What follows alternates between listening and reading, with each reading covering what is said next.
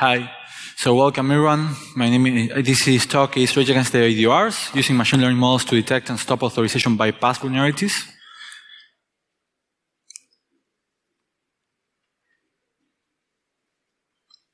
Yes. And this is me. I'm Juan Berner.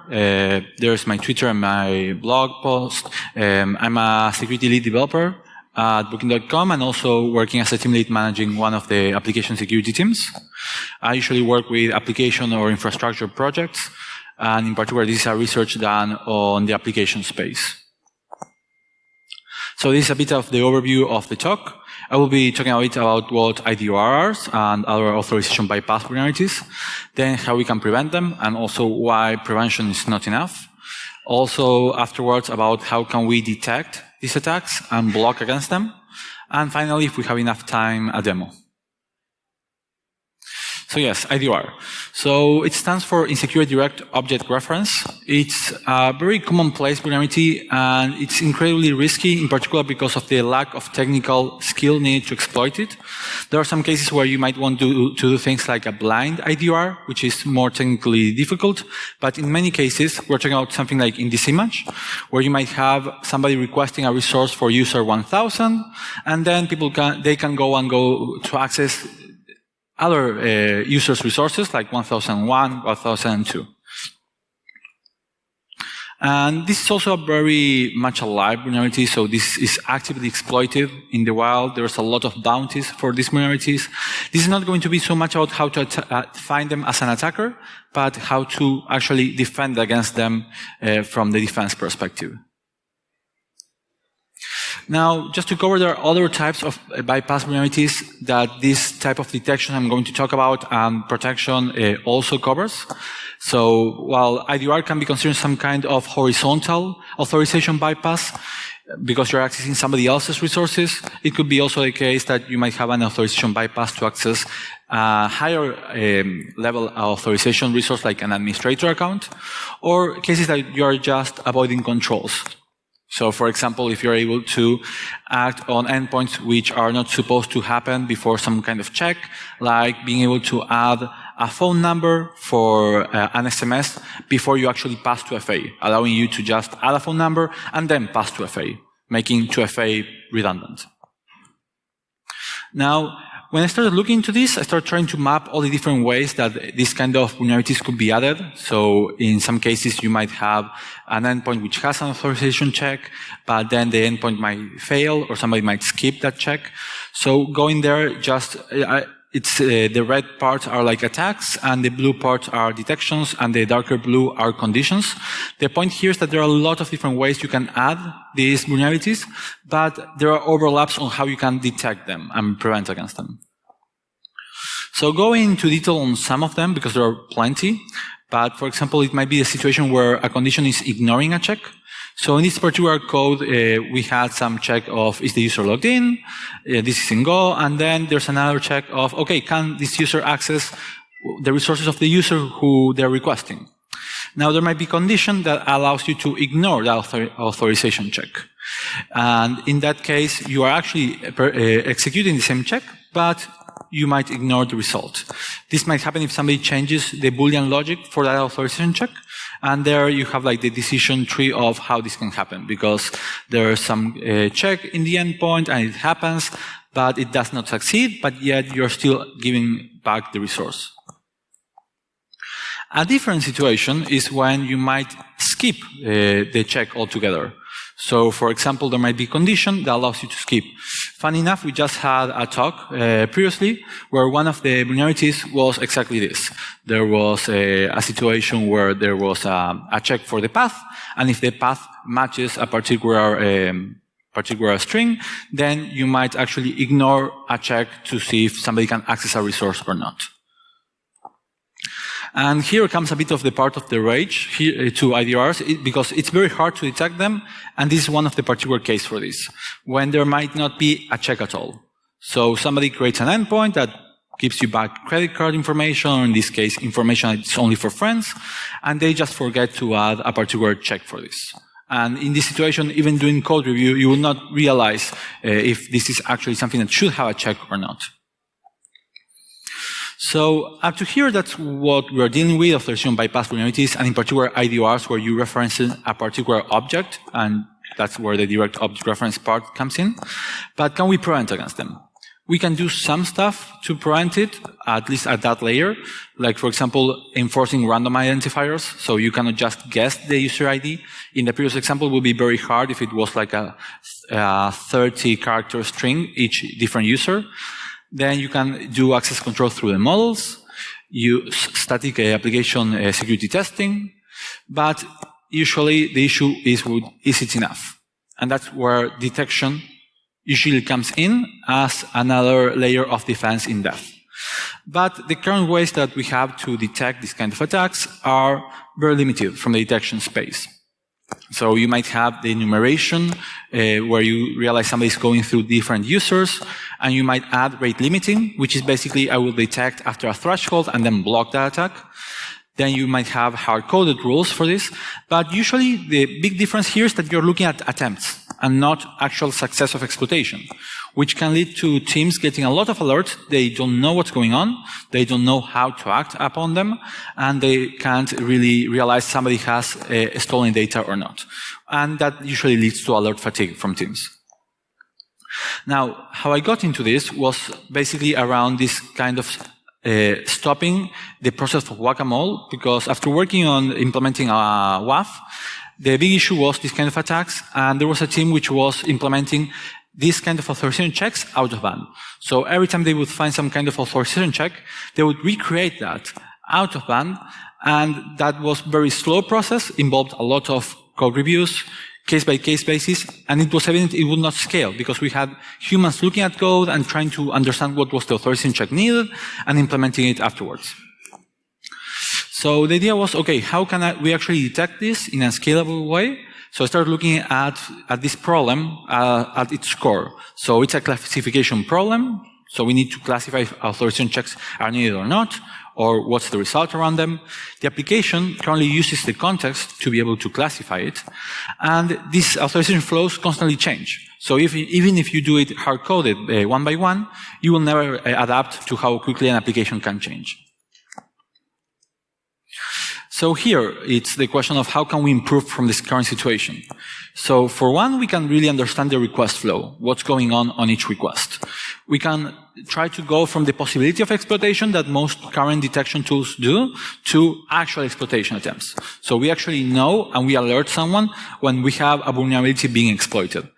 And in this way, we could try to either imitate or predict what the authorization is doing, but in a generic way. So you don't need to hard-code it or change it every time the application changes. So what do you need to do this? First of all, you will need to really understand the context of your request. So when your web application comes and somebody is trying to access a resource, you need to have information about what the request is doing and what's the context around that particular request. Then you would want to ensure that the authorization logic is centralized in a way that you can depend on this kind of metadata being added. And you might want to predict the result based on the context. So to make it a bit more visual, when we're dealing here with machine learning models, you would want to have some kind of a series of requests which will happen. You will get the data from those requests, and then you will provide this model and you will train it based on the context of the request and the authorization result. So for a particular context of a request, did the request fail or the authorization result fail or succeed? And afterwards, on the prediction side, you would want to be able to, again, push to this model, hey, this new request has happened, there's this particular context, this was the authorization result. The model, without looking at the authorization result, is going to predict, I think that this should have been a failed or successful authorization result, and then compare. If the comparison does not match, then you can say something is going wrong. And the key part here is that you don't care, at least in my case, you might not care if an authorization check is harder than it should. But you really care if you predicted that there should have been an authorization check and you are not seeing that authorization check happen. So first, let's start with the context part. So at the left, I have a typical Nginx access log, and at the right, what I have as a log of my request. So usually, I add a lot of context on the request. So you have authorization results at the top, some database activity, which might be API calls, if this was talking with a service, and information on the response. Then we have the authorization information. Here you might have a library, a sidecar, or an agent. And you're basically ensuring that authorization checks happen, but they also add data to the request. A key point here is some of the challenges of this. First of all, centralizing authorization checks. This means that not everybody is implementing their own authorization libraries, but also ensures that you are getting the context that you need to be able to predict these attacks. And also the applications might not behave as expected. So, for example, you might have APIs, and you might say, okay, I can trust your status code as a success or failure, but it really depends on each API. Now, on collecting the signals from the request, as I showed before, there's performance information, interaction with services like caches, databases, or APIs, or authentication information that you might use. And here I have some examples of this request. So at the left, you have a successful authorization. At the right, you have a failed authorization. And there's a lot of data there, which I will go a bit deeper, but you can start using this data to, without looking at the top part, just by yourself, you could start predicting, okay, this is what I would have expected the authorization result to be. So this is a bit more clear. So in this case, you can see that for a failed authorization, which is a 0, the number of database calls is lower than for a successful, which makes sense, because if it succeeds, then we are actually getting the data back. If it doesn't succeed, we are returning the data. Now, how can we use this data? So one of the supervised learning models that you can use is decision trees. This allows you to create this kind of rules based on the data so that your system can learn from the amount of data you have. Some issues here is that you want to avoid overfitting, and there are solutions to this, such as random forest or gradient boosting machines, which are models which are built from decision trees in different ways, random forest in parallel, gradient boosting one by another sequentially. But in the end, they allow you to reduce the overfitting and give you a better model that adapts to new environments. So let's say that we have this data and we want to be able to predict if there's a successful or failed authentication. So we would be using, for example, random forests, which will create small trees, which are going to be used in ensemble. So, for example, one tree might say that if you have less than 3 operations, then if that's the case, it might mean that you actually failed your authorization check, or it succeeded. And it might use a lot of them to make a decision afterwards. Now, there's a limitation here. What happens if you always request data before actually making an authorization check? In that case, for example, I call it preload. You might get the data first, which is strange, but not unheard of. I have seen it plenty of times. And then you actually do the check and decide to send back the information or not. In this case, what will happen is that the model is not going to be much better than a coin flip. You are going to be in a situation where you are basically just guessing, because it's the same amount of data requested, and unless you have other features that you can use for this, you're not going to be very good at predicting if this was a failed or successful authorization check. So that's where the approach I just showed doesn't pan out anymore. But we can actually overcome this by adding more features to our data. So up to now, we were using features which are just signals of the backend information, API calls, database checks, information, even the wall clock, although it's not a great feature for this case, but information of the request. But what if we could use information from the response itself? So in that case, we might go, okay, I will use the content size. So if it's a larger content, it means I'm returning data. If it's a small content, I'm not. If you do that, then you have an issue of APIs that might return you the same amount of content, just with a failed message. And when it's a successful message, it might return you the good information. But, like in this case, there might be some patterns that you could see and that machine learning models could also learn. So, for example, when it fails, it's always sending an incorrect user not allowed message. But when it's successful, it's sending some other information, like creator name or biography. Now, there's an issue with this. We might say, okay, let's just pump all the data and learn from this. But you might not want to do this directly, because this might be information of your users, you might want to protect it, in some cases it might be even credit card information that you're returning. In other cases it might be compressed, so that's something you would deal with this depending on where you're consuming this data. And it also can change a lot.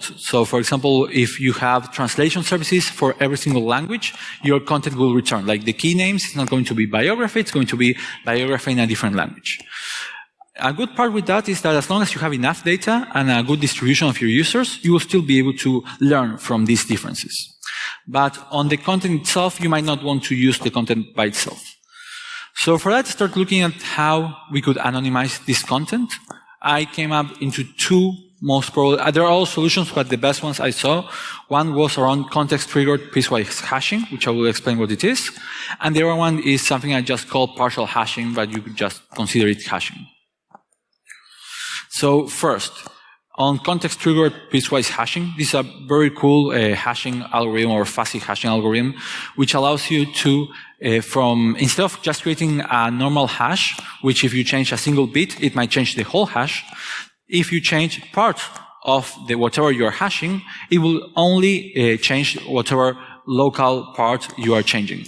So this was introduced, I don't remember exactly when, but to deal with malware and to be able to find a malware that might change parts of itself and still be able to identify it through a hash.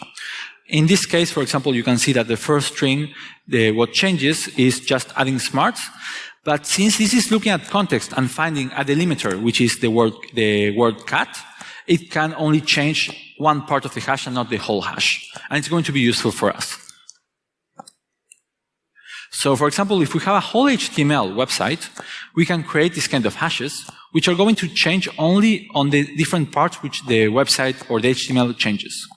If you remove the content itself, you might only get the structure of the HTML tags. And as long as this is not randomized, you can get a pretty good picture of what's going on without accessing the content itself. So when I was looking into this, I started trying to find, okay, how can I do these differences, going through text differences. But then I realized this could also be done as an image classification problem. If you get every single one of the characters on the hash transformed into some kind of color, then you can start seeing some patterns. In this case, it's a failure and success. One of the changes is, of course, the response size, but other are the different colors which are displayed. And similar results have similar colors. Now, I tried to find a way to really have a very good prediction around this. So I started with normal machine learning models like linear regression and SPMs, then tried some unsupervised models like clustering. And what really showed promise was using something called convolutional neural networks, which is used a lot for image classification. But in the end, it didn't have the accuracy I wanted. I was aiming for no false positives, or pretty much no false positives. And this still was quite hard because taking it as an image classification, it's not exactly perfect. But in some cases where other models might not work, it might be the best approach there. So the second approach I went for was around the pre-hash or the partial hash. So if we get the same data, either HTML or JSON, and we start trying to create one-way hashes of the data, and in this case, since I don't care so much about collisions, I could even get partial parts of that hash.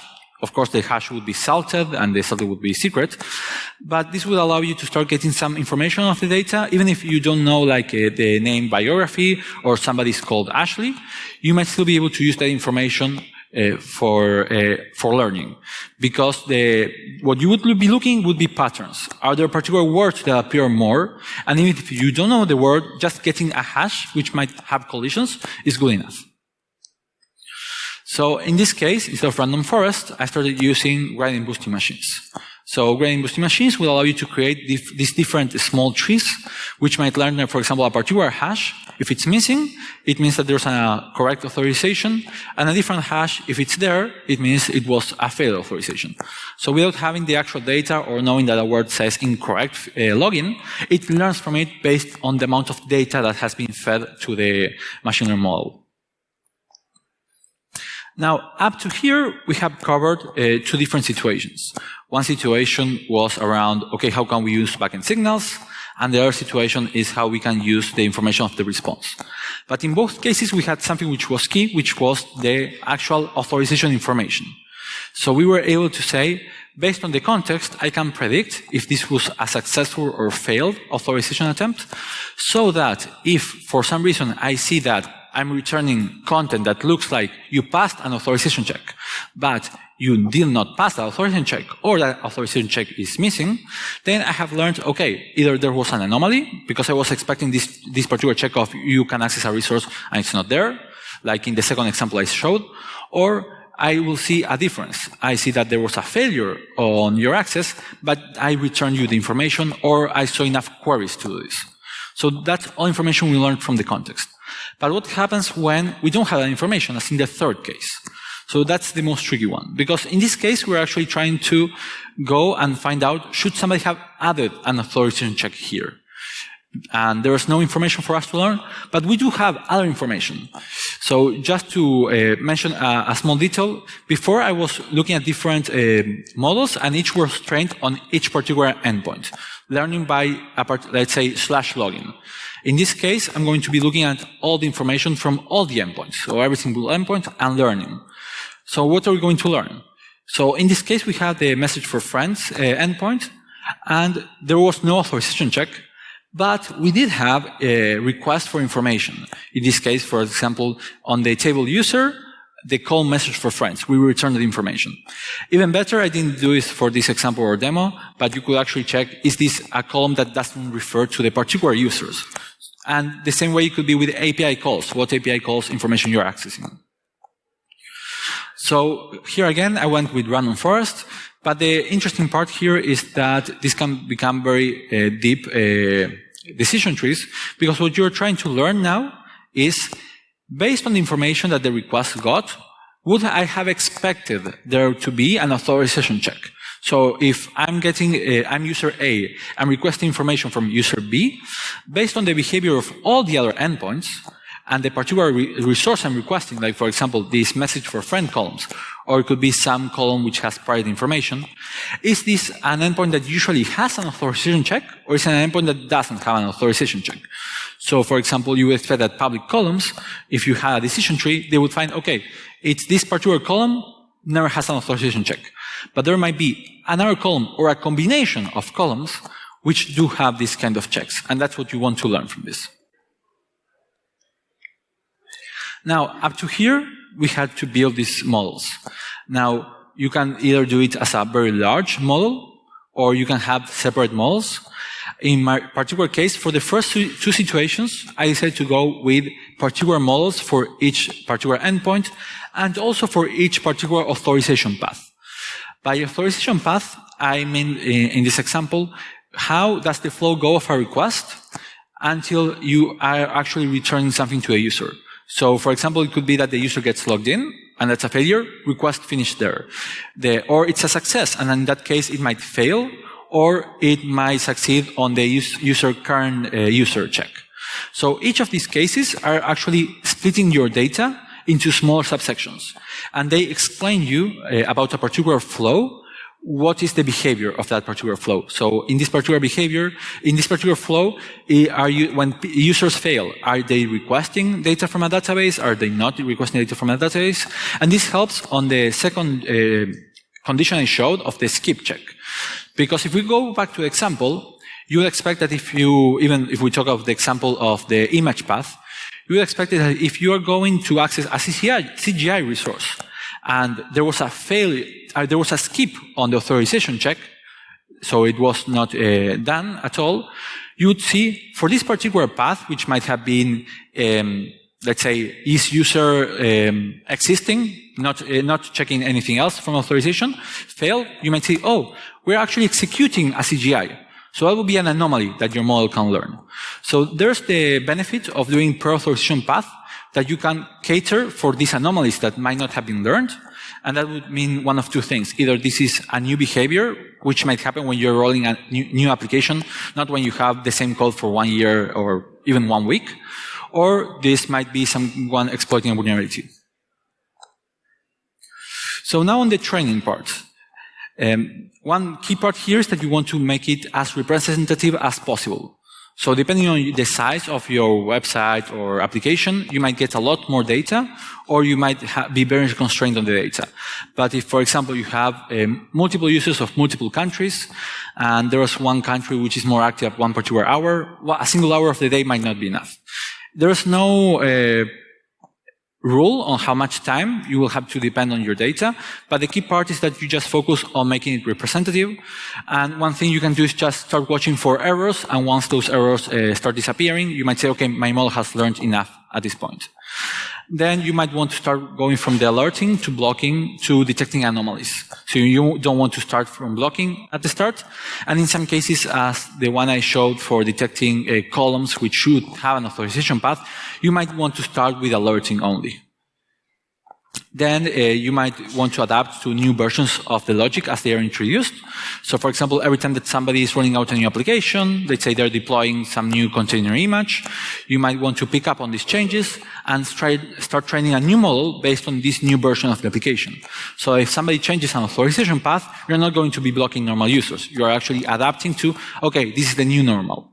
Of course, there's the danger here that somebody might be exploiting the new vulnerability exactly in the first seconds that it's released, which should appear as an anomaly. It shouldn't be a constant behavior, and you should be able to detect against it. Or, worst case, at least the risk has been reduced to this particular moment in time for code which was not present in the past. And finally, around online training, that's also a nice possibility. It cannot be done with all the models. It solves some of the problems. For example, if you're training neural networks on the actual content of the response on the same web server, let's say in a parallel way, you might not have to worry about encrypting the data or hashing the data because it's going to be compressed as part of the new bindings of the neural network. Now, up to this part, we were covering on how to train the models. Let's say we now have those models available. First of all, you can detect this by out of band. So you're collecting all this context information I showed before, and then you are executing these checks by replaying this information to the models and checking what the models predicted against what the request said. The key part here is that you want to avoid alert fatigue. This is the nice thing about this. From this perspective, the logic and what happens in this kind of decision trees is very fixed. So applications don't usually change the amount of database calls they do without doing a rollout. So that means that the threshold for errors is very small. And then on blocking, it really depends on how you want to do it. I have spoken in the past on how you can do hybrid blocking architectures, but in this case, and for the demo, I just did it with an inline model, which means that every single request, I'm actually, before sending it back to a user, I'm giving it to the model to check the information, the context, does it look exactly to what you were predicting? If not, do not return the information.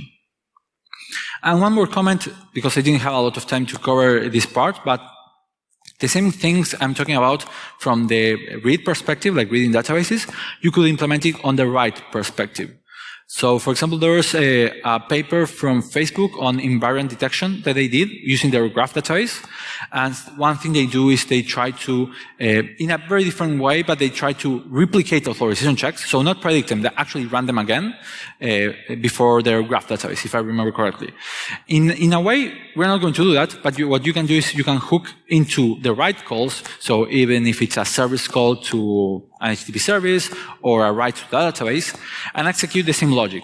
Up to this point, collect all the context of the request and compare that context to your prediction before a write and decide, is this what I expected or not? So for example, if you're writing to a particular table, you could check, okay, I expected to have this authorization check to succeed or to have it at all. So now I will try to do a demo. Basically for the demo, what I did was I repurposed a form I had, added IDORs to it, then created 10,000 random users and started having them interactions with each other. So I could actually build the models and then I could add them for the blocking part. So let's see. For that I will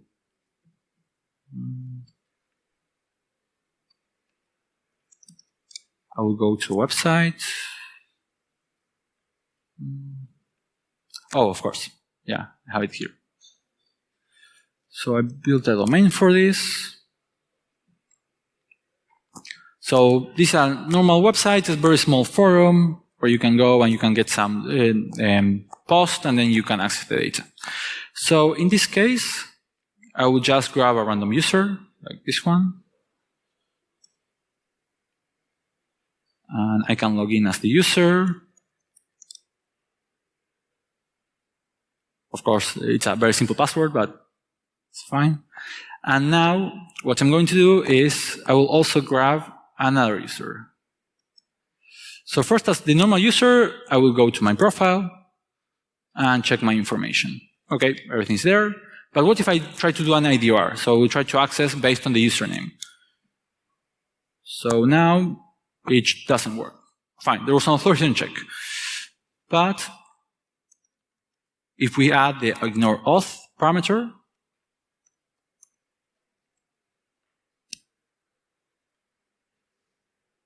okay, now it works.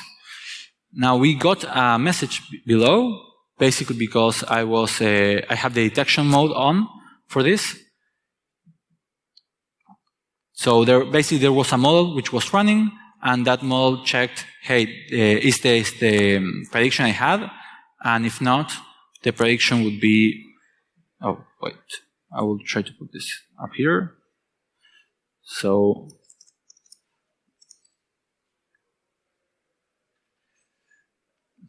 well, let's go through it. I will just connect to my container.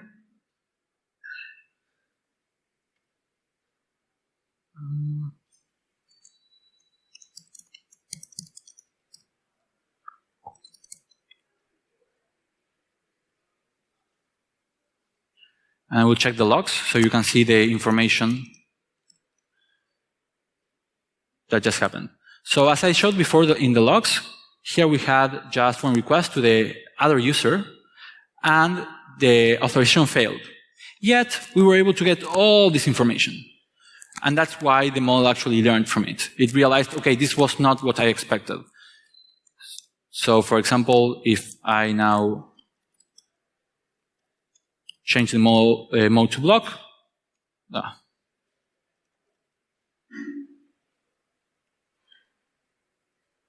okay, we'll do it. This was not expected, but I can just change it from the database.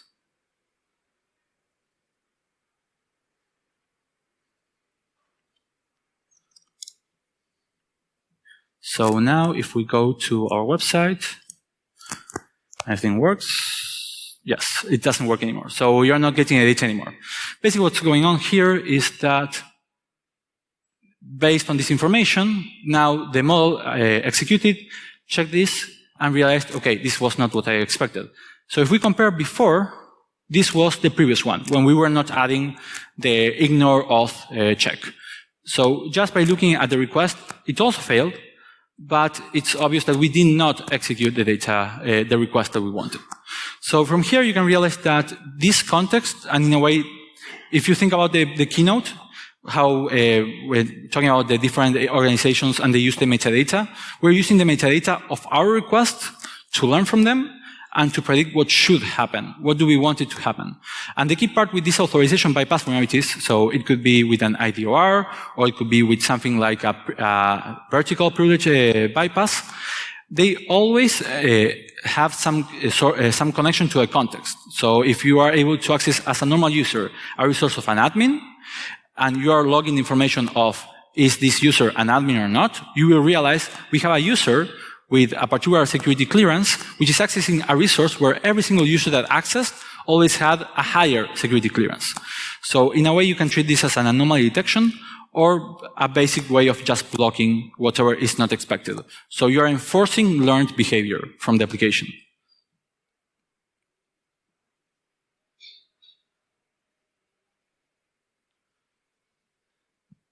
So, some general notes. As I mentioned before, you can use a single model, but you should take into account your environment, if it makes more sense or not.